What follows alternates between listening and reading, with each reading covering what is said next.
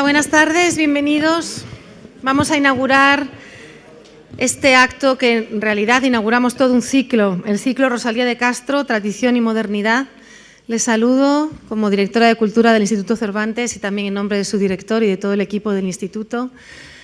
Para nosotros es una inmensa alegría y un gran placer acoger y participar en este ciclo tan excelente que podemos realizar gracias al Consello da Cultura Galega y a la Xunta de Galicia.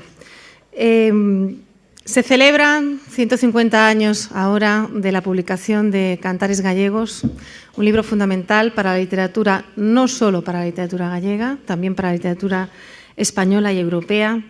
Y hablar de Rosalía siempre es algo extraordinario y más en una casa como el Cervantes. En el día de hoy vamos a tener una sesión un poquito especial porque inauguramos el ciclo con una conferencia que ahora les presentaremos adecuadamente y después tendremos un concierto también excelente a cargo de Amancio Prada que cantará a Rosalía.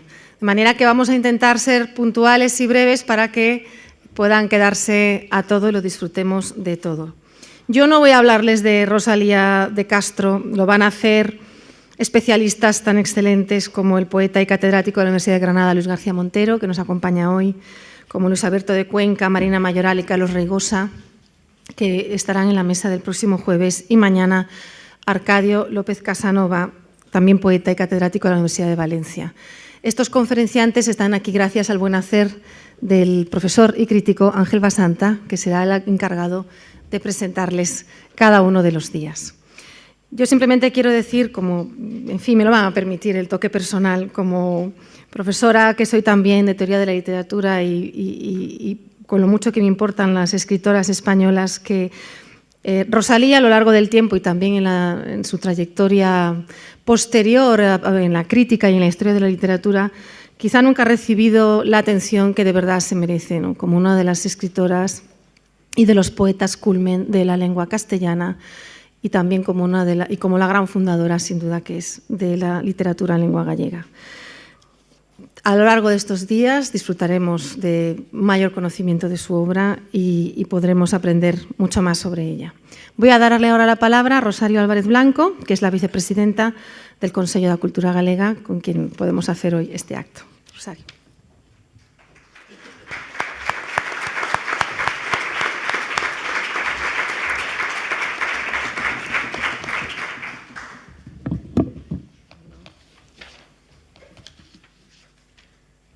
Buenas tardes a todos y a todas. Saludo a los miembros de la mesa que nos acompañan. Saludo de manera especial a Montserrat Iglesias, directora de Cultura del Instituto Cervantes, que ejerce como anfitriona. Le agradezco especialmente en nombre del Consello da Cultura Galega la buena acogida en esta espléndida sede y el espíritu de franca y estrecha colaboración institucional que hemos tenido. Le ruego que lo traslade al director, que sé que no puede estar hoy con nosotros. Saludo al consellero de Cultura de Educación da Xunta de Galicia, Xesús Vázquez, que ha acogido también esta iniciativa con la misma buena disposición que otras del Consello, por todas ellas y por el concierto de hoy en particular le doy las gracias. Saludo a Ángel Basanta, coordinador del ciclo, al que celebro reencontrar después de tantísimos años, ya décadas en realidad. Le agradezco el entusiasmo con que acogió nuestro encargo desde el primer momento y, como lo comprobarán ustedes en los próximos días, el rigor y la dedicación con que se ha venido entregando a la tarea. Saludo, como no, a los conferenciantes y a Amancio Prada. Sin ellos nada sería posible. Gracias a todos por aceptar poner su talento para festejar con nosotros el milagro de Rosalía de Castro. Y saludo a todos y a todas las presentes. Gracias por acompañarnos. Sin ustedes, nada de esto tendría sentido. Para ustedes, para compartirla con todos y todas ustedes, programamos esta fiesta rosaliana. ¿Por qué digo fiesta? Porque estamos realmente festejando. Hace 150 años que Rosalía nos regaló sus cantares gallegos. Rosalía fue una especie de milagro en el siglo XIX. Una mujer, escritora vocacional, inteligente y culta, atenta a su tiempo, observadora de la realidad circundante, sensible frente a la injusticia, de espíritu libre y crítico, abierta, defensora de la igualdad. Una personalidad compleja, profunda, con una capacidad especial para convertir la palabra en poesía. Una poeta que hace ahora 150 años dio pasos decisivos para la defensa y reivindicación de Galicia y de su lengua, porque en última instancia la defensa y la dignificación de la lengua y de la patria gallegas fue, en palabras de la propia autora, el móvil principal que me impeliu a publicar este libro. Llevamos todo el año 2013 celebrándolo, con actos organizados desde distintas instancias sociales por toda Galicia. El Consello da Cultura Galega contribuyó combinando el recuerdo, la memoria, con la creación de nuevo conocimiento o nuevas obras. No es ahora el momento de hacer recuento ni balance. Solo diré que convocamos a investigadores y creadores, noveles y consagrados, jóvenes y no tan jóvenes, niños y niñas, poetas, actores, compositores, músicos, escenógrafos, diseñadores, ilustradores, hombres y mujeres, muchas mujeres, gallegos y no gallegos, gallegas y no gallegas, en Galicia y en el resto del mundo. Y ahora venimos a Madrid. Y no solo porque esta ciudad es una ventana abierta al mundo. Madrid forma parte del universo rosaliano. A ella vino Rosalía con solo 19 años, mujer soltera ávida de cultura. Es probable que aquí conociese a Murguía. Lo que sí es seguro es que en Madrid se casaron y comenzaron una vida fructífera juntos. En Madrid estableció relaciones personales y literarias y tuvo acceso a ideas y tendencias que circulaban por Europa, algunas quizás venidas de América, y que todas ellas fueron importantes en la formación de la autora que nosotros conocemos y celebramos. Así que aquí estamos, queriendo festejar los 150 años de la obra más emblemática de la literatura gallega contemporánea con todos ustedes en Madrid. A los gallegos y a las gallegas nos enorgullece resaltar el hecho diferencial de que tenemos una literatura fundada en obra y nombre de mujer.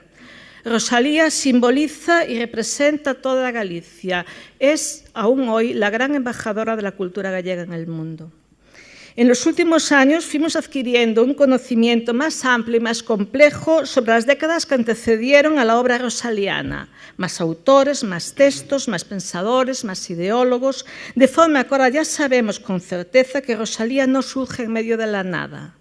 Pero incluso así, Rosalía brilla con luz propia entre todos los contemporáneos y precursores. Su estrella es tan potente y sugestiva que hace palidecer todas las demás. Por eso, seguimos considerando el año 1863, en que se editaron los Cantares, un hito en nuestra historia lingüística y cultural, porque para Galicia hay un antes y un después de este libro. Lo podrán comprobar todos ustedes a lo largo de estos 3 días, de la mano de los conferenciantes que van a intervenir en este ciclo.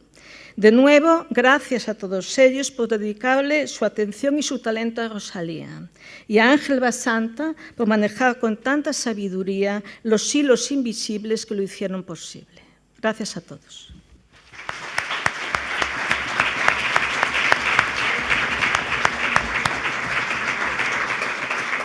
Pues ahora tiene la palabra don Jesús Vázquez Abad, que es el conselleiro de Cultura, Educación e Ordenación Universitaria de la Xunta de Galicia. Muchísimas gracias, directora cultural del Instituto Cervantes, querida Monserrat, querida vicepresidenta do Consello da Cultura Galega, querido secretario xeral de Cultura, don Ángel Basanta, coordinador do curso, e, por suposto, don Luis García Montero, autoridades, querido Amancio Prada, que pondrás voz e música a esos poemas de Rosalía. Amigas e amigos, boas tardes a todas e a todos. Solo deciros 2 palabras para manifestar mi satisfacción en tanto que representante del Gobierno de Galicia por este ciclo organizado conjuntamente por el Instituto Cervantes, el Consello da Cultura Galega y la Xunta de Galicia como homenaje al emblemático libro de Rosalía de Castro, Cantares Gallegos, del que celebramos sus 150 años de su aparición. No hace falta decir, y mucho menos en este lugar, que la poesía de nuestra escritora más universal ha puesto moldes mucho más cargados de vitalidad y estética y literaria a la literatura europea, y que con su vida nos ha demostrado que las diferentes culturas tienen en la mujer unos valores que no suelen estar bien aprovechados. Por eso en Galicia tenemos a Rosalía como piedra angular de un proyecto compartido. Rosalía está presente de una manera constante en nuestra actividad cultural y humana, y nos sentimos orgullosos de que su figura aparezca homenajeada en actos institucionales como el que aquí hoy nos congrega. Este año, con la conmemoración del 150 aniversario de Cantares Gallegos, quisimos, entre otras muchas iniciativas, apoyar el lanzamiento de su figura en el ámbito anglófono, con la aparición de la versión inglesa de la obra que situó a la lengua literaria de Galicia en lo más destacado de las vanguardias. Por eso, yo quiero aprovechar la apertura de este ciclo para renovar nuestro compromiso colectivo con la construcción de esa Galicia que de manera tan clara nos ofreció la propia Rosalía de Castro. Celebremos, pues, que entre todos la extraordinaria dimensión de su legado y, como ella misma probablemente desearía, la confianza en una Galicia que construye su futuro día a día.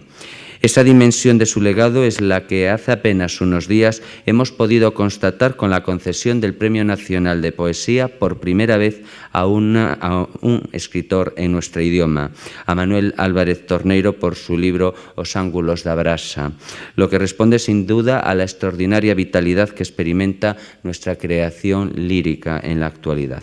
Por lo tanto, queda aquí mi agradecimiento a las instituciones, al Instituto Cervantes y al Consello de Cultura Galega, y a personas que han contribuido a poner en marcha este homenaje, al coordinador de estas charlas y mesas redondas, don Ángel Basanta, a los poetas Luis García Montero, Arcadio López Casanova y Luis Alberto de Cuenca, a los escritores y escritoras, Marina Mayoral y a Carlos Reigosa, y, como no, a ese faro de la canción que ha llevado y lleva por todo el mundo los versos más bellos y conmovedores de Rosalía de Castro, que es mi querido amigo Amancio Prada. Y yo también, si me permites, querida Montserrat, pongo mi nota personal. Rosalía es Rosalía en Madrid, pero se vive mucho mejor Rosalía en nuestra querida tierra Galicia. Les invito a que la próxima vez que entren en contacto con Rosalía sea en Galicia. Nada más y muchas gracias.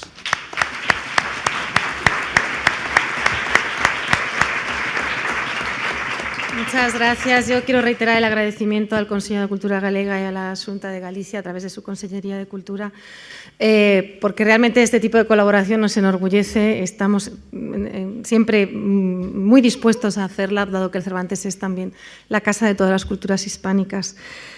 Vamos a empezar ya con la conferencia. Solo les recuerdo que después de que termine la conferencia haremos una pausa para simplemente cambiar un poco el escenario, y ustedes pueden descansar un momento, y a las 8:30 empezaremos el concierto con Amancio Prada, así que no se nos vayan.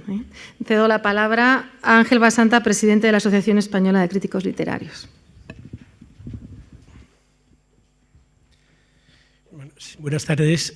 Seré breve hablando de cómo se fraguó este ciclo y presentando también a Luis García Montero, que va a dar la primera conferencia.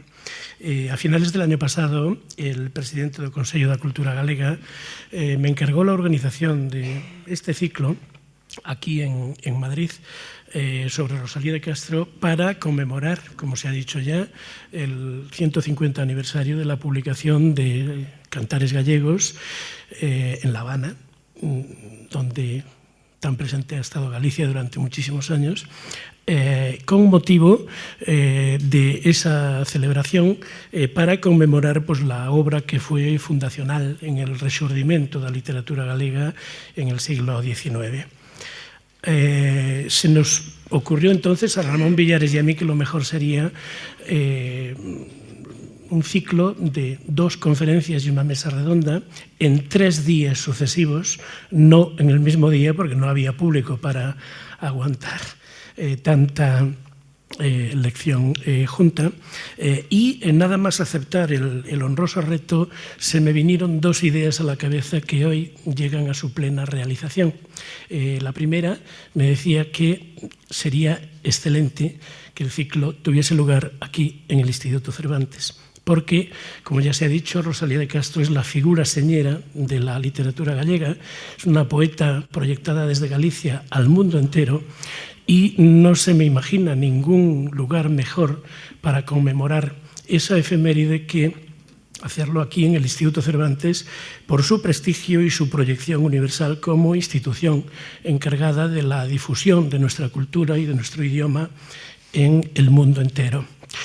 La segunda idea que me asaltó enseguida fue que, ya puestos a pedir, que sería excelente que Luis García Montero abriese este ciclo. Y cuando lo llamé, que fue al día siguiente, Luis García Montero, con una generosidad extraordinaria, me dijo inmediatamente que sí, lo cual para mí constituyó la primera gran alegría que este trabajo me ha dado. Luego después vinieron las otras, no voy a detenerme presentando el ciclo porque ya lo ha hecho Monse Iglesias y Rosario Álvarez, cuando hablé con Arcadio López Casanova y con los componentes de la Mesa Gallega, una mesa redonda de lujo formada por Luis Alberto de Cuenca, Marina Mayoral y Carlos Reigosa. Presentar a Luis García Montero es un privilegio y es un reto, porque a Luis García Montero lo conocen todos ustedes, lo conoce sobradamente todo el mundo que lee literatura española. En la trayectoria de Luis García Montero hay, como primerísima figura de las letras hispánicas y autor de una extraordinaria y compleja actividad, hay, como decía, al menos tres aspectos muy destacados. Son el de poeta, el de teórico de la poesía y el de profesor. Como profesor es catedrático de literatura española en la Universidad de Granada y de su amplísima trayectoria como investigador y estudioso de temas literarios, sobre todo centrados en la poesía, pero no solo. Recuerdo algún trabajo sobre el teatro medieval, por ejemplo, pues cabe destacar los dedicados a Gustavo Adolfo Bécquer, a Federico García Lorca y a Rafael Alberti, de quien fue amigo y además editor y estudioso de su obra completa. Y me gustaría destacar aquí un libro que a mí me parece excelente, un libro muy personal titulado El sexto día, historia íntima de la poesía española, que les recomiendo a todos ustedes, a los que no lo hayan leído, claro está. Como teórico de la poesía, Luis García Montero ha brillado también a gran altura, hasta el punto de que es uno de los más perspicaces, lúcidos teóricos de la poesía en España, acompañando desde muy joven sus poemarios con escritos teóricos en los que él reflexionaba con extraordinaria lucidez sobre la poesía desde una doble condición, desde dentro y desde fuera. Desde dentro con su conocimiento de poeta y desde fuera con su conocimiento de estudioso y de teórico. Todos podemos recordar libros desde sus años casi juveniles, como La otra sentimentalidad, escrito en colaboración con Javier Egea y Álvaro Salvador, hasta otros libros posteriores ya enteramente suyos, exclusivamente suyos, como Poesía Cuartel de Invierno, Reflexiones poéticas, El realismo singular y otros muchos cuya larga enumeración no voy a hacer aquí. Y como poeta, Luis García Montero, yo diría que es conocido en el mundo entero que lea algo de literatura española. Es uno de los poetas indiscutidos de las últimas décadas, indiscutidos por prestigio de la literatura española actual, reconocido unánimemente como máximo exponente de la tendencia que se ha llamado poesía de la experiencia y autor consagrado en todas las vertientes donde un poeta quiere estar y aspira a estar. Su poesía ha sido reconocida también con algunos de los premios literarios más importantes que se conceden en España en el campo de la poesía, como aquel prestigioso Adonais, fue un libro titulado El jardín extranjero, o, por ejemplo, el Premio Nacional de Poesía, conseguido con Habitaciones separadas, y el Premio de la Crítica, conseguido por La intimidad de la serpiente.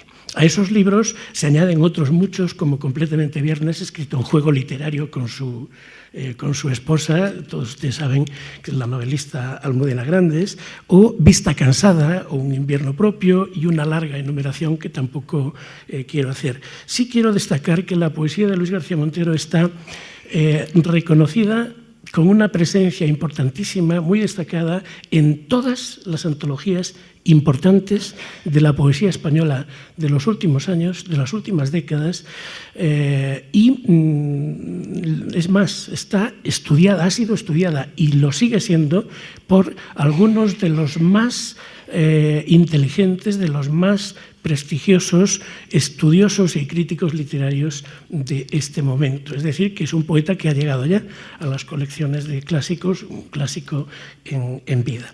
Y como en su poesía, desde siempre, con mayor o menor intensidad, ha habido siempre un componente claramente narrativo, pues a nadie debería extrañar que Luis García Montero haya terminado también por escribir novelas. Que yo sepa, hasta el momento lleva dos. La primera, Mañana no será lo que Dios quiera, sobre los primeros años de la vida de Ángel González, ese gran poeta de los años 50, bueno, de la generación del 50, del cual fue además amigo Luis García Montero, y la última novela, que es creo que del año pasado, No me cuentes tu vida. Su faceta tan compleja y tan multiabarcadora de tantos aspectos llega pues, a proyectar su presencia con mucha frecuencia en la prensa. Es muy frecuente verlo como articulista en los periódicos, también en la radio, y yo diría incluso que también en su compromiso cívico con toda causa que a él le parece justa, y en el mundo en el que vivimos hay tantas que reivindicar que a uno a veces no le entra muy bien en la cabeza cómo Luis García Montero puede estar haciendo tantas cosas, hacerlas tan bien y en tantos órdenes de la vida. Se tiene que necesitar mucho talento para ello y mucha entrega para ello. Yo quiero agradecerle de corazón su presencia aquí, su presencia y su palabra.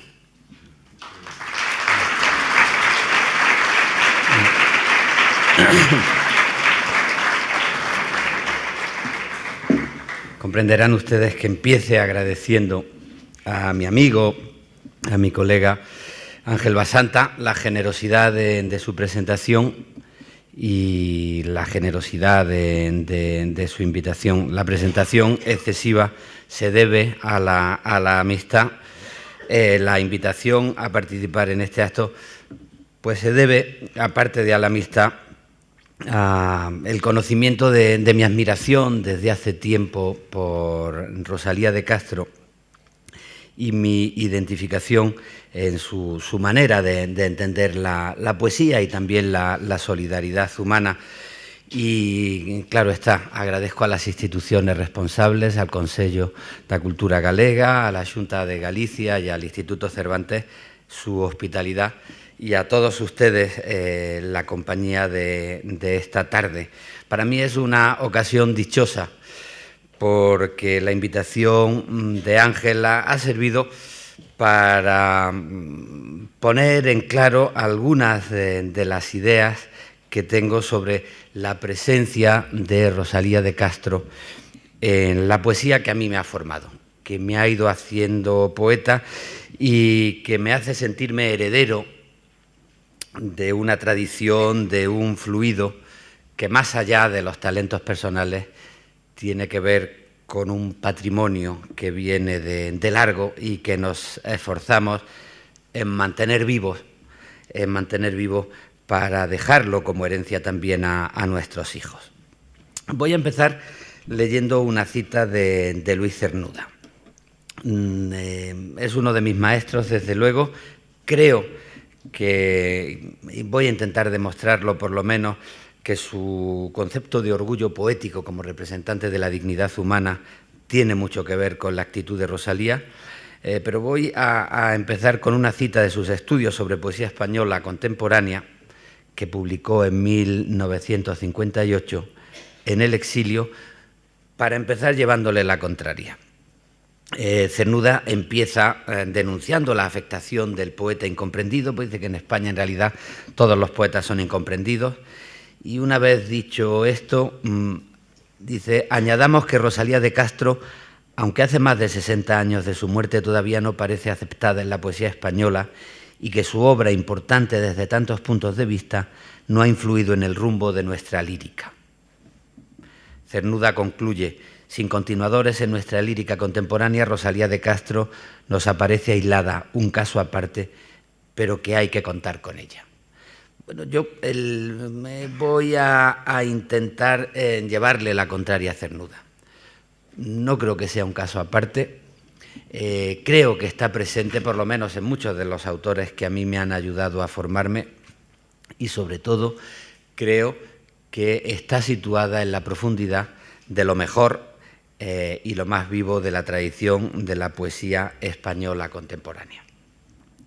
Voy a empezar dando algunos casos que tienen que ver con la piel, con la superficie, para demostrar la presencia de Rosalía, para pasar después al corazón, a la profundidad de los caminos donde se decide la evolución de la poesía en una cultura. Y empiezo por uno de los maestros que recordaba Ángel en su presentación, Rafael Alberti.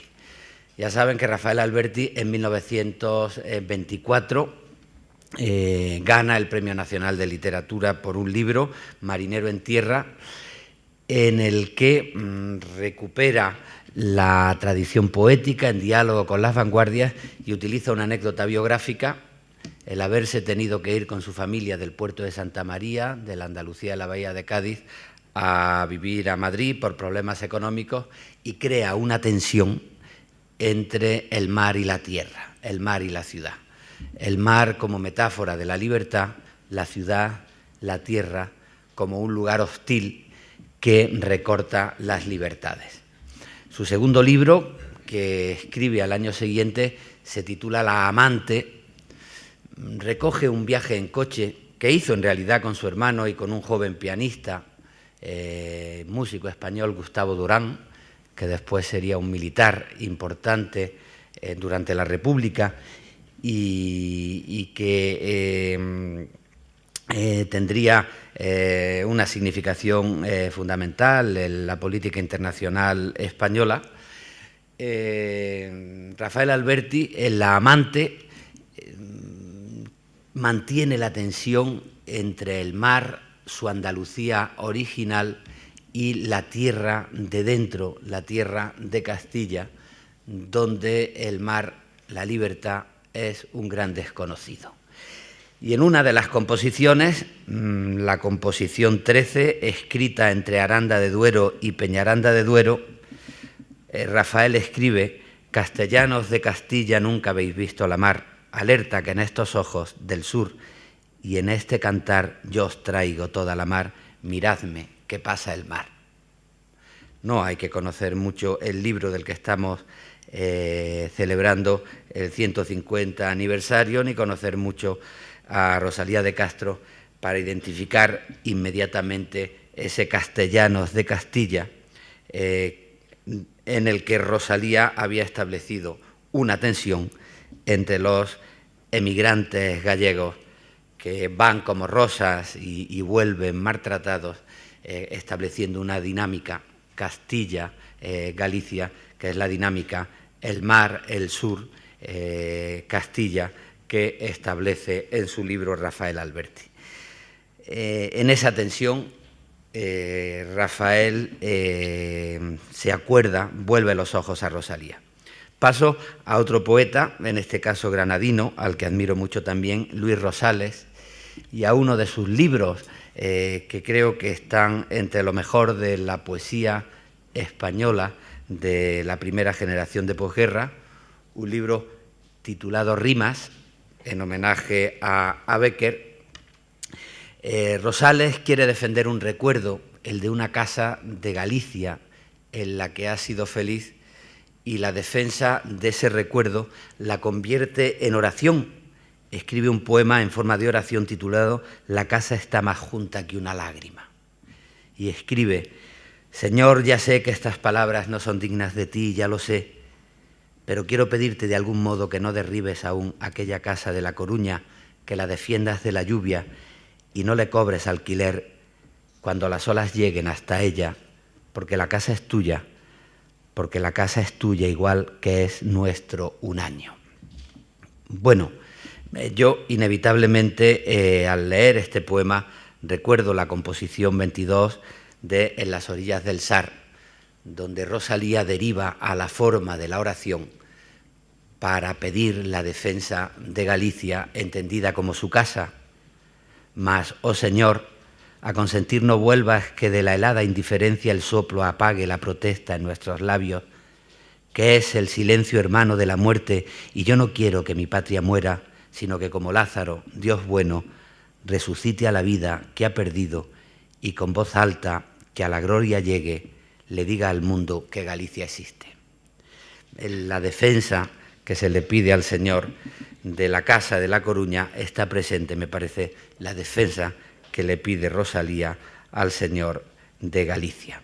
Y finalmente hablo de otro de mis maestros más directos, para seguir en la superficie de coincidencias en la que yo como lector he identificado siempre la presencia de Rosalía.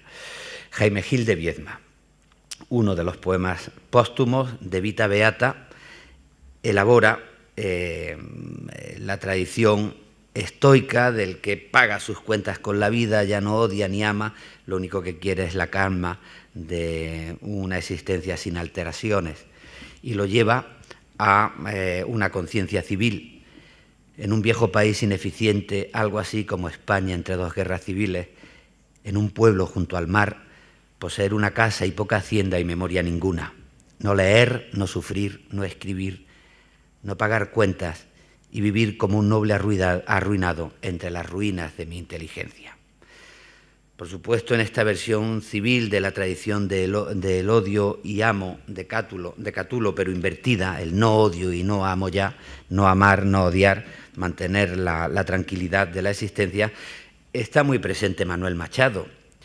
Hay una larga tradición, pero está el Manuel Machado del libro Almas, ese poema prólogo que decía: mi voluntad se ha muerto una noche de luna en que era muy hermoso no pensar ni querer, mi ideal es tenderme sin ilusión ninguna, de cuando en cuando un beso y un nombre de mujer. Ambición no la tengo, amor no lo he sentido, nada os pido, ni os amo ni os odio, con dejarme lo que hago por vosotros hacer podéis por mí. Resumo los versos de Manuel Machado, que están en la base de las lecturas de Jaime Gil como representante de una larga tradición, pero yo siempre he recordado también la postura de Rosalía, primero en Follas Novas, en un libro donde todavía mantenía la inquietud, pero ya decía: ya ni rencor ni desprecio, ya ni temor ni mudanza, solo una sed de no sé qué me mata. Permítanme que traduzca los versos de Rosalía.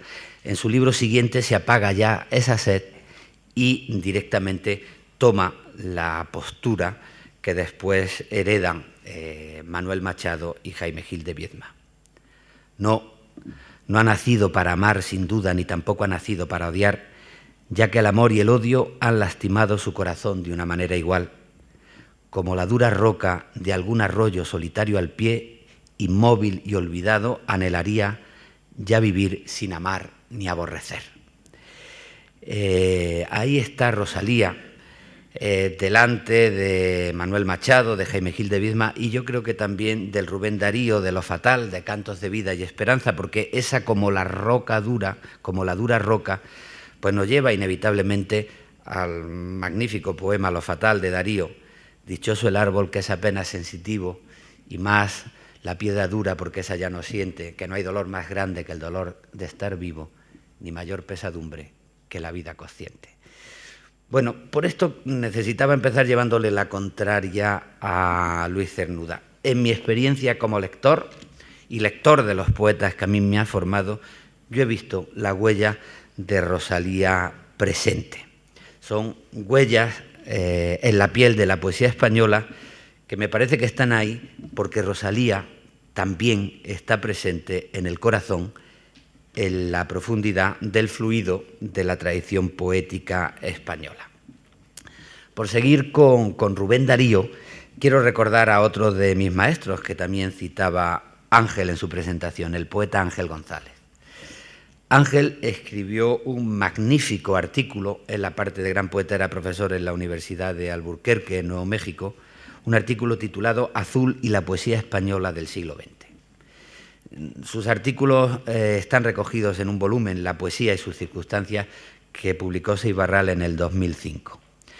Bueno, el argumento fundamental de este artículo, entre otras cosas, está en destacar a Rubén Darío como un lector muy selectivo de la mejor tradición poética española y, en ese punto, como un autor, dice él, atento y muy receptivo de En las orillas del Sar, uno de los libros más originales e intensos de la poesía posromántica en lengua castellana. Y Ángel analiza, entre otros ejemplos, uno de los poemas de Azul, Invernal, para compararlo con el poema de Las orillas del Sar, que empieza como Cenicientas las aguas, los desnudos árboles, la composición 27. El tratamiento del paisaje para fijar a través de sugerencias un estado de ánimo. Los paralelismos son muy claros a lo largo del poema y llegan al final. Al final, Rosalía hace una lectura optimista e irónica del invierno. Oh, mi amigo el invierno, mil y mil veces bienvenido seas, mi sombrío y adusto compañero.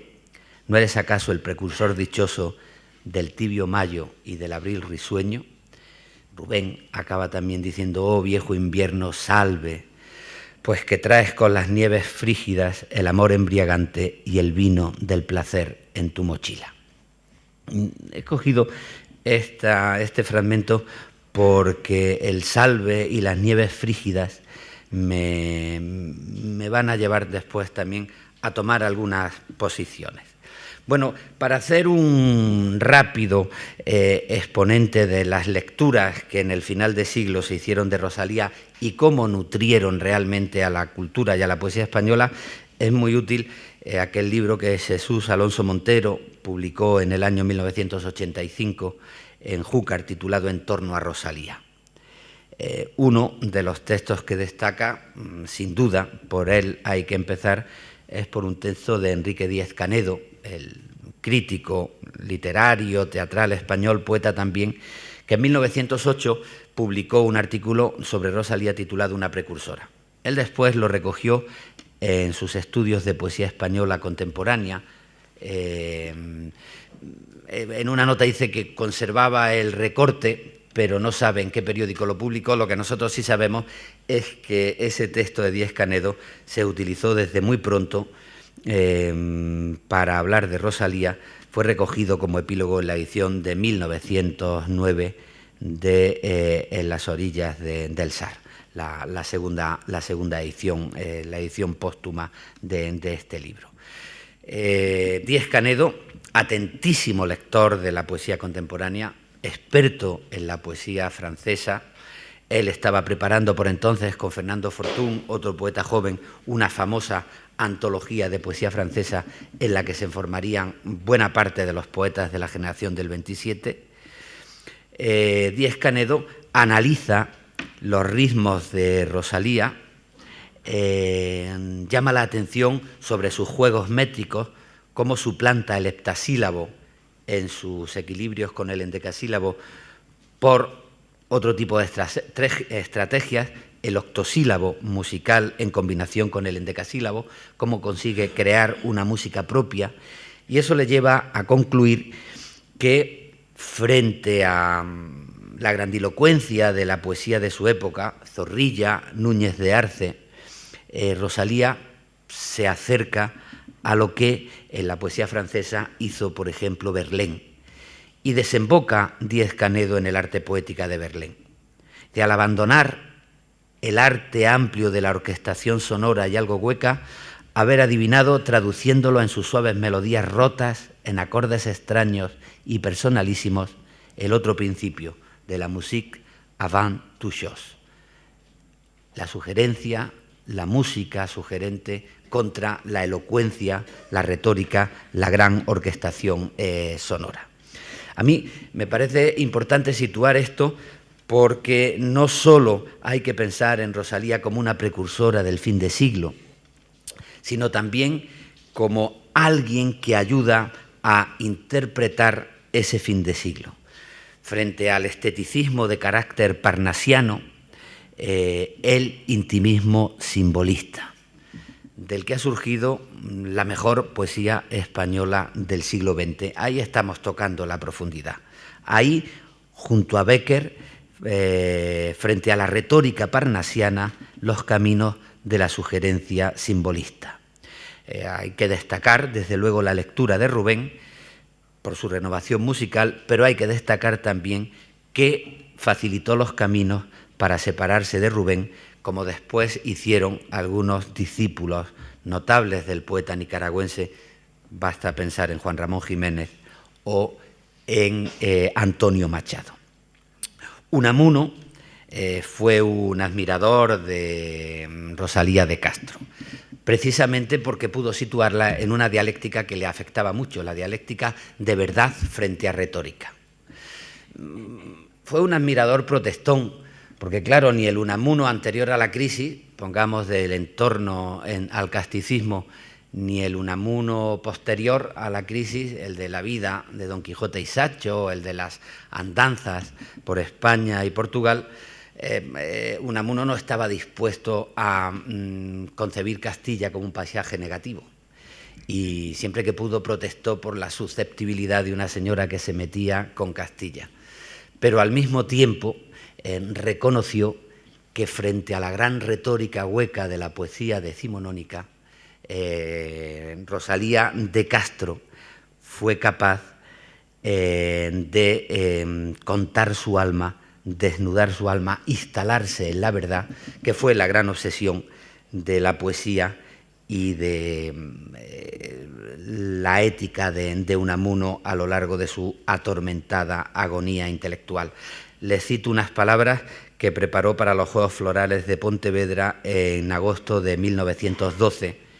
Escribe Unamuno: en 1984 apareció un tomo de poesías llenas de pasión, eran de una mujer gallega, no obtuvieron éxito, se le achacaron, por decir algo, no sé qué defectos técnicos, mas la verdad es que allí se mostraba una alma al desnudo, y nada hay más peligroso que desnudar el alma en esta tierra en que parece que lo más por lo que la envuelven y la encubren es tener un alma encanijada y escuálida. La verdad, frente a la retórica, la postura que también mantuvo contra Rubén.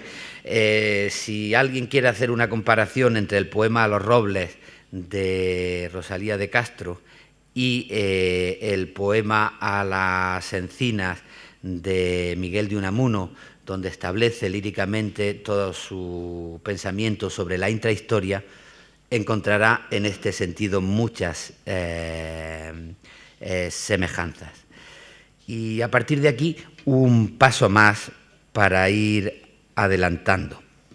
Desde el punto de vista de esta falta de retórica, de esta verdad objetiva y literal, pues inevitablemente se nos cruza en el camino Antonio Machado.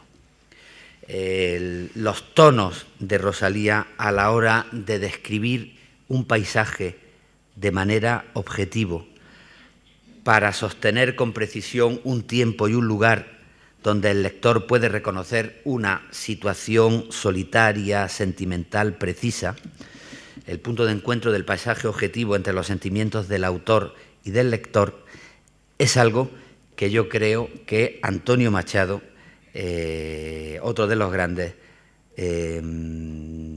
aprendió en Rosalía de Castro. Pongo un ejemplo de Rosalía donde la rima se adapta con naturalidad a la narración, lo que va a conseguir después Antonio Machado en los mejores poemas de Soledades y en Campos de Castilla. La composición 4 de En las orillas. Tras de inútil fatiga que mis fuerzas agota, caigo en la senda amiga, donde una fuente brota siempre serena y pura, y con mirada incierta por la llanura, no sé qué sombra vana o qué esperanza muerta, no sé qué flor tardía de virginal frescura, que no crece en la vía arenosa y desierta. Hay mucho de Rosalía en Machado. Muchos de los símbolos son compartidos. Ahí está la fuente serena y murmuradora. Ahí está también el famoso clavo de Follas Novas, ese clavo que cuando Rosalía se lo arranca del corazón hace que deje de sentir el corazón, que es lo que ocurrirá después con la espina famosa de Machado. Pero a mí lo más importante, me parece, es el tono de condensada intensidad, narración, realismo, rima, objetividad y sentimiento, que mantiene muchos de los poemas de Rosalía, que hereda Antonio Machado y que pasa de ahí a buena parte de la poesía coloquial narrativa contemporánea. El caminante con sus meditaciones íntimas en medio de una realidad exterior donde coinciden en un espacio y en un tiempo las meditaciones sentimentales de los poetas.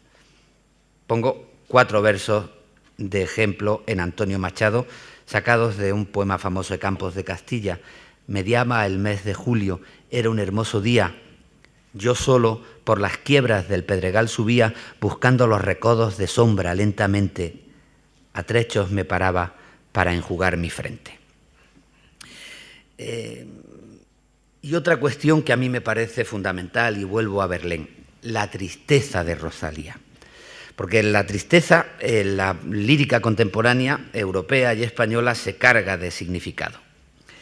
Si hay algo que simboliza la deriva del romanticismo al simbolismo, el paso del dolor como espectáculo grandilocuente a la serenidad de una tristeza íntima, es precisamente ese tono que abandona las desgarraduras para hablar de la tristeza y la serenidad interior tan propia de buena parte de la poesía de Rosalía de Castro.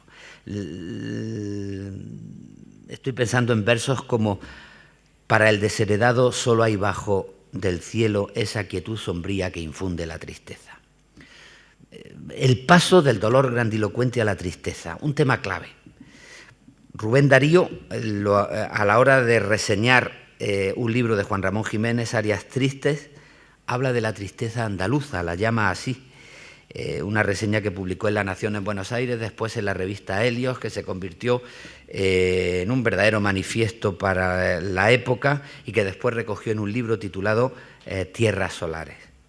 Recuerdo que otro de los modernistas que derivan al simbolismo, Nicolás María López, había publicado en 1898 un título, La tristeza andaluza, que el mejor Villaespesa, el menos retórico, tiene un libro titulado La tristeza de las cosas, Tristia Rerum, porque la tristeza, frente al modernismo colorista y parnasiano, abre las puertas al simbolismo. Y en ese sentido, es en el sentido que se puede leer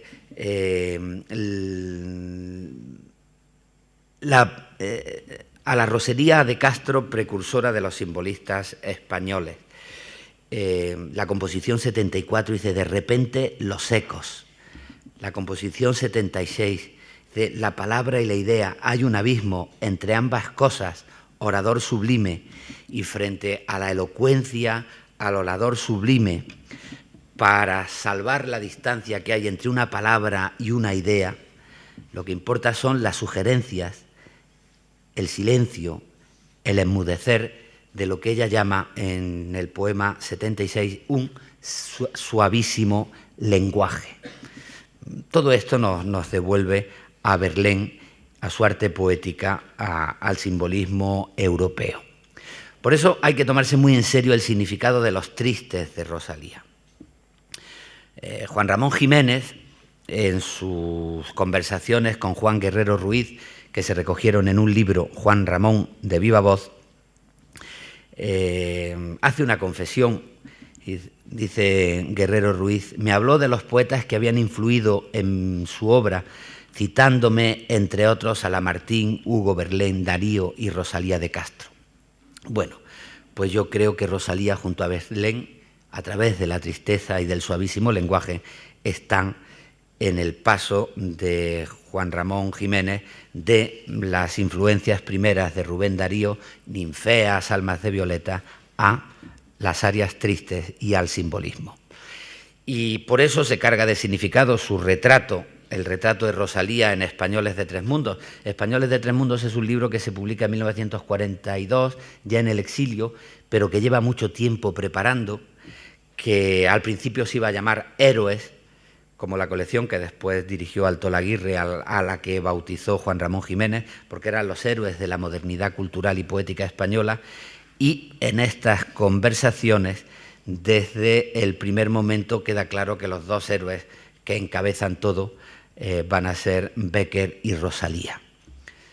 En su retrato escribe Juan Ramón: y Rosalía de Castro no se cuida, no puede cuidarse, anda loca en su ritmo interior, fusión de lluvia, llanto, de campana corazón. Toda Galicia es un mojado manicomio donde se tiene encerrada ella misma. Y por decir algo más sobre el homenaje continuo de Juan Ramón a Rosalía, pues en su curso sobre el modernismo que dio en Río Piedras, en Puerto Rico, en el año 53, y que después publicó, casi una década después, en el 62, Ricardo Gullón, en la editorial Aguilar, Juan Ramón habla de la influencia de Rosalía clara en el Valle Inclán de Aromas de Leyenda, en el Unamuno de los cancioneros y de su primer tomo de poesías, es de 1907, y dice que hay una grandísima presencia en Antonio Machado. Tristeza andaluza en diálogo con la tristeza de Galicia. En este sentido, hay que recordar también la admiración que desde muy joven tuvo Federico García Lorca ante la obra de Rosalía. Antes de publicar ningún libro, poquito después de haber hecho su viaje a Galicia en los viajes escolares que organizaba un catedrático de la Universidad de Granada, don Martín Domínguez Berrueta, en un poema de juventud redactado el 29 de marzo de 1919, García Lorca hace una salutación elegíaca a Rosalía de Castro. Aquí ya no está Castilla por medio, desde las entrañas de Andalucía a las entrañas de Galicia, y habla de tristeza, de sinceridad, pero también de dolor social, de infancia huérfana, de solidaridad con la emigración. Yo creo que es un joven García Lorca lleno de sabiduría y de comprensión de lo que había significado Rosalía de Castro para la poesía española y también para su propia formación en la compasión romántica, ¿no? El abrir tus libros es mirarte el alma, de ellos brota un polvo de viejo dolor, dolor de una raza cuya sangre limpia llevara en sus venas Cristóbal Colón, dolor de las madres que por los sembrados van dejando espigas de desilusión, dolor de los niños siempre abandonados, dolor de los campos secos y alumbrados por la negra antorcha de la inmigración. La tristeza íntima se identifica con la tristeza al maltrato de una tierra y por eso escribe desde las entrañas de Andalucía a las entrañas de Galicia. Bueno, al cabo del tiempo, con los 6 poemas gallegos que García Lorca escribió en colaboración con Guerra Dacal, pues escoge precisamente una vuelta a Rosalía, escribe una canción de cuna para Rosalía de Castro muerta, y escoger la canción tiene que ver también con la tristeza clave del simbolismo. Antes de leer la canción de cuna en la traducción de otra poeta española, María Victoria Atencia, recuerdo unas reflexiones de una famosa conferencia de García Lorca, Canciones de cuna españolas, que pronunció en la Residencia de Estudiantes en diciembre de 1928. Quise saber de qué modo dormían a sus hijos las mujeres de mi país y al cabo del tiempo recibí la impresión de que España usa sus melodías de más acentuada tristeza y sus textos de expresión más melancólica para teñir el primer sueño de sus niños. Yo creo que esto es lo que justifica que dentro de los 6 poemas gallegos, para homenajear a Rosalía, Federico García Lorca escoja el tono de la nana. Yérguete, amiga mía, que ya cantan los gallos del día. Yérguete, niña amada, porque el viento muge como una vaca. Los arados en vaivén desde Santiago a Belén. Desde Belén a Santiago un ángel viene en un barco de plata fina con el dolor de Galicia. Galicia postrada y quieta, transida de tristes hierbas, hierbas que cubren tu lecho y cubren la negra fuente de tu pelo. Tu pelo llega a un mar que tiene las nubes como un palomar. Yérguete, amiga mía, que ya cantan los gallos del día. Yérguete, niña amada, porque el viento muge como una vaca. Amancio Prada hace uno de sus milagros de diálogo entre la poesía y la canción, entre otras cosas, con esta maravillosa nana. Más milagroso es todavía que haya conseguido ponerle música a ese poema infantil de la salutación elegíaca de Rosalía de Castro, que con mucha sabiduría, pero con todas las torpezas de un poeta en formación, hizo Federico García Lorca. Y para entrar en la última parte de mi intervención, quiero fijar a partir de aquí, de toda la tradición que derivó del romanticismo al simbolismo y de todo el diálogo que establece García Lorca con Rosalía de Castro, lo que yo creo que es el legado fundamental, el que yo he asumido como tal, de Rosalía en la poesía española contemporánea. Lorca es un poeta que habla de la conciencia trágica más profunda. Al principio de Nueva York dice: solo sé que las cosas, cuando buscan su curso, encuentran su vacío.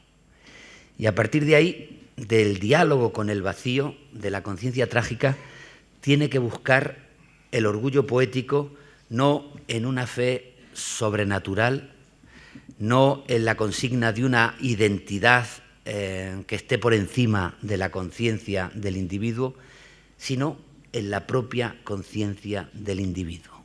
Y el poeta, como representante de esa conciencia individual que asume sus responsabilidades dentro del vacío, en una existencia no justificada por ningún tipo de mandato sobrenatural de ninguna especie. Es lo que yo llamo el orgullo poético como representante de la condición más digna del ser humano. Bueno, yo creo que uno de los ejemplos primeros y fundamentales de este orgullo poético fue el de Rosalía de Castro. Estamos acostumbrados, como señaló Marina Mayoral, una de las grandes conocedoras de Rosalía, a la tentación de hacer lecturas edulcoradas de Rosalía de Castro. La primera la pretendió pues su propio marido, Manuel Murguía, en la edición de 1909 de En las orillas del Sar, pero Rosalía vence esta lectura edulcorada. Y por acabar, por donde empecé, con Cernuda, si en su poema 1936 Cernuda dice que el testimonio digno de un solo ser humano atestigua la condición digna de todos los seres humanos, pues a mí me parece que Rosalía tiene mucho de esta conciencia que va más allá de todo lo impuesto y de todo lo previsible. Si no hacemos la lectura edulcorada de Rosalía, pues tenemos que dar la razón a los que ven a esa Rosalía dispuesta a dialogar con el frío de la nada, con una existencia no justificada en creencias religiosas, cuando en la planta con afán cuidada la fresca yema de un capullo asoma, lentamente arrastrándose entre el césped, le asalta el caracol y la devora, cuando de un alma atea en la profunda oscuridad medrosa brilla un rayo de fe, viene la duda y sobre él tiende su gigante sombra. Ahí está la duda, invitando a buscar la dignidad en algo más que en una certeza recibida de manera sobrenatural. Y esto pone en marcha una especie de mecanismo íntimo que es lo que yo llamo orgullo lírico.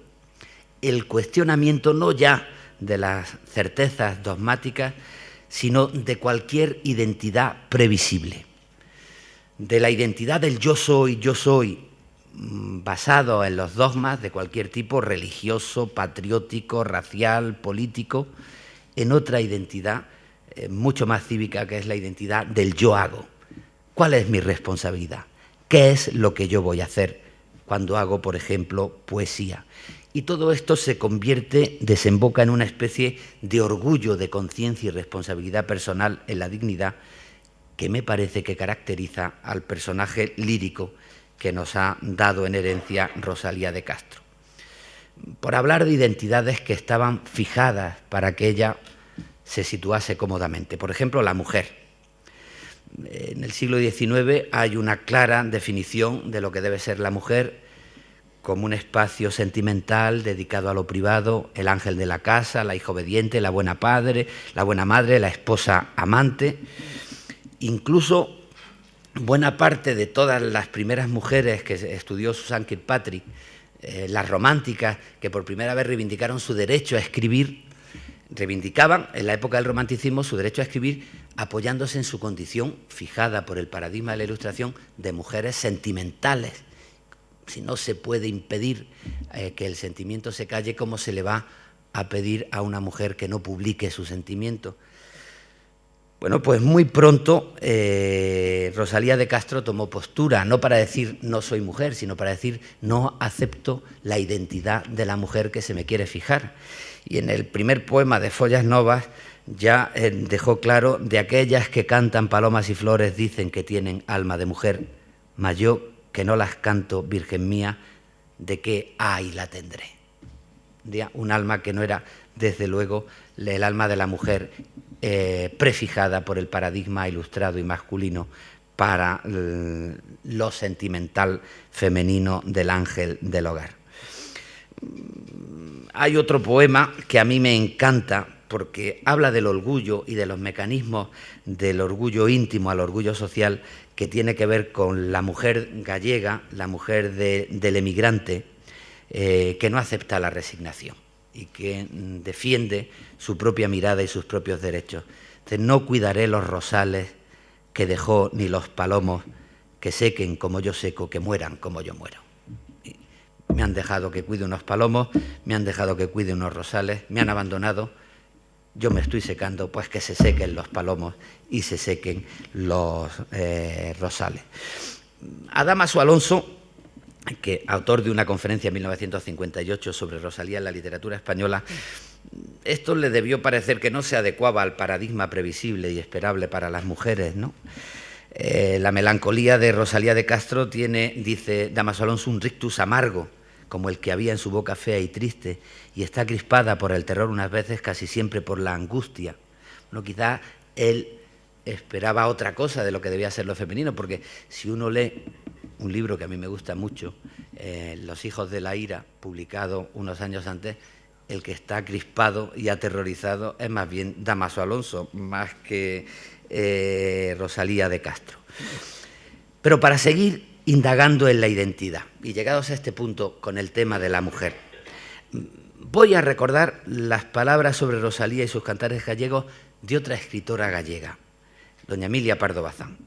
A mí siempre me ha parecido un ejemplo de perspicacia muy notable al tratar de las cuestiones sociales y de las cuestiones teóricas y literarias. En un discurso de 1885, la poesía regional gallega dice algo que nos puede ayudar a comprender por qué empieza Follas Novas Rosalía diciendo yo no soy la mujer típica que ustedes están esperando.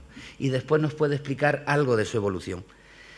Dice Emilia Pardo Bazán: observan los aficionados a recoger tradiciones y coplas y cuentos populares que los hombres, por inteligentes y cultos que sean, no son aptos para transmitírselos, mientras las mujeres se los comunican con singular exactitud. Y es que el alma de la mujer, acaso por su contacto con la niñez, está más cerca del alma ingenua del pueblo, que es más capaz de comprenderle, de entrar en su orden de ideas, de interesarse por las pequeñeces que le preocupan. Ese es el principal encanto de Rosalía, haber expresado como poeta lo que entendió como mujer. Yo creo que esto nos ayuda a comprender algunas de las decisiones tomadas por Rosalía. Por ejemplo, cuando en el prólogo a Follas Novas dice que no escribe en gallego por interesarse por las pequeñeces que le preocupan, en esa identificación de la lengua maternal, de la lengua nativa, con lo pequeño de la vida cotidiana, lo que le correspondería como mujer frente a otro tipo de preocupaciones.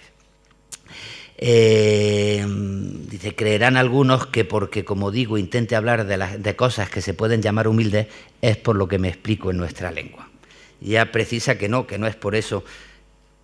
Hablo en mi lengua porque hablo sobre las cosas de mi tierra, aunque la verdad es que en Follas Novas hay ya poemas que van mucho más allá de la experiencia gallega. Y también justifica que después del cariño despertado por los cantares no era cosa de tirar la piedra, de esconder la mano, que necesitaba escribir otro libro, Follas Novas, en gallego, donde hay presencia suya y de su tierra, pero donde empieza ya a haber otras posturas.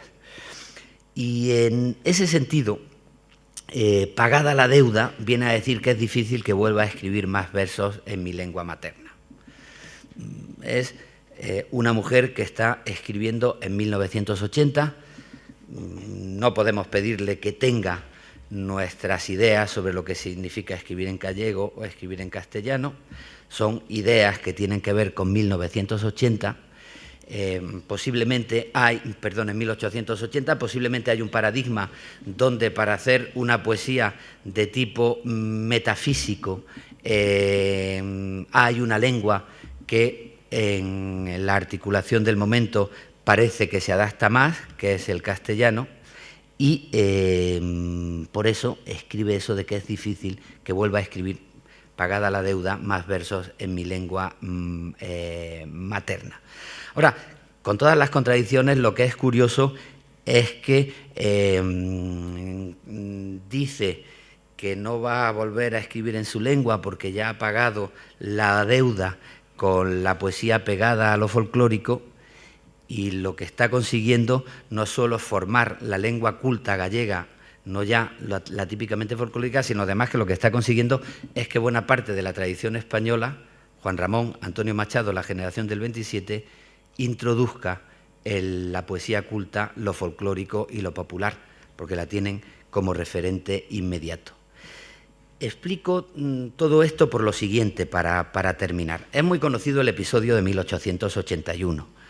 Su artículo sobre las costumbres gallegas, sobre esa extraña hospitalidad que hacía que las familias ofreciesen a los marineros pues una hospitalidad sexual también, prestando hijas o mujeres para solidaridad entre marinos, ese escándalo que por lo visto se produjo, y la famosa rabieta de Rosalía en esa carta que le escribe a su marido diciendo: ni por 3, ni por 6, ni por 9 mil reales volveré a escribir nada en nuestro dialecto, ni acaso tampoco a ocuparme en nada que concierna a nuestro país.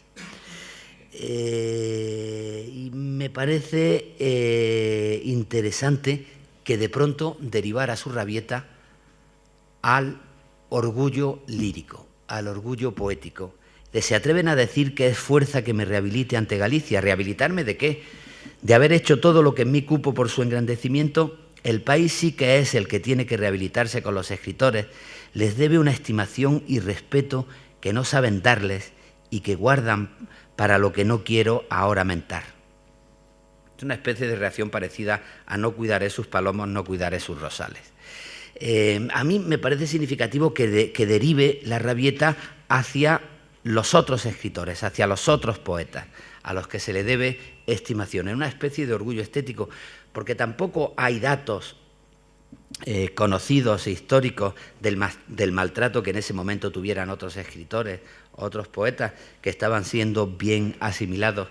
En el fondo yo creo que la reacción tiene que ver con las reflexiones que ya había hecho antes en el prólogo a Follas Novas, y tiene que ver con la configuración de un personaje poético que en la imagen del triste, de la solitaria, de la loca, de la extranjera en su tierra, se va decantando poco a poco por la representación de una identidad, la identidad del poeta, la identidad de aquel que no se acomoda en el yo soy y reproduzco consignas, sino en el yo hago y como representante de la dignidad humana. Pongo brevemente dos ejemplos. La composición 58 se presenta ante las habladurías de la gente. Y ella sabe que la gente dice, ahí va la loca. Pero ella sabe también que esas locuras son la defensa de unos sueños que le hacen falta a los seres humanos para seguir creyendo en la vida. Y en la composición inmediatamente anterior, la titulada Santa Escolástica, pues se enfrenta con una ciudad extraña, hermosa y fea a un tiempo, reconoce muchas veces la victoria del infierno en uno de esos versos edulcorados después por Murguía, porque aunque haya Dios, vence el infierno, reconoce que vence el infierno, y su ilusión vuelve a despertarse al renacer ante el sueño admirable que realizó el artista, viendo un ángel, un grupo escultórico, hay arte, hay poesía, escribe Rosalía, debe haber cielo. Rosalía está configurando una imagen del orgullo lírico que yo creo que ha estado en la base del desarrollo de la poesía contemporánea del siglo XX. Frente al vacío, la responsabilidad de la dignidad del individuo, y eso ella lo lleva, como buena parte de la poesía del siglo XX también, a oponerse a una idea descarnada de la ciencia, a una idea del progreso mercantilista, a una existencia de la injusticia social ejemplificara en las clases sociales altas y en aquellos que van de decentes por la vida, y también en la lucha contra la elocuencia y en la lucha contra la inmodestia. Conceptos que se repiten una y otra vez en las orillas del Sar para valorar la valentía de la inteligencia si hay que dialogar con el vacío y la valentía de la dignidad para afirmar la propia conciencia sin más razón que la de portarse como un ser humano digno en el territorio de la vida. Son las dos características del orgullo lírico del poeta contemporáneo que frente a cualquier mandato de identidad, ya sea político, de raza, de género, ha defendido la conciencia individual que no acepta consigna de ningún tipo más allá que la encarnación de la dignidad y de la libertad de los seres humanos. Por eso Rosalía se presenta como una Penélope que teje sin necesidad de esperar a Ulises. Ulises ha fracasado ya.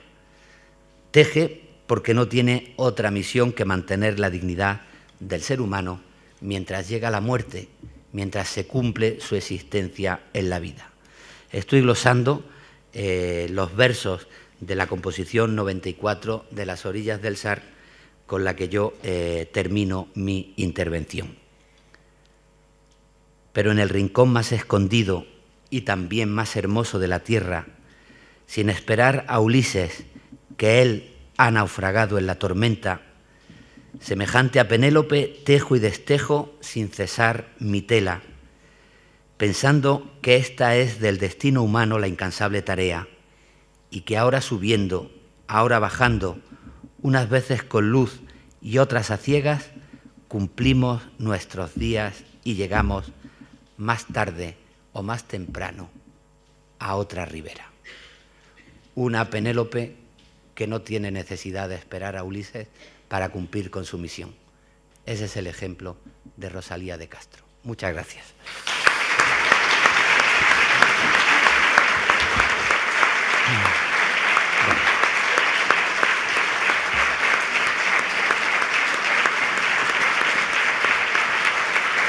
Gracias.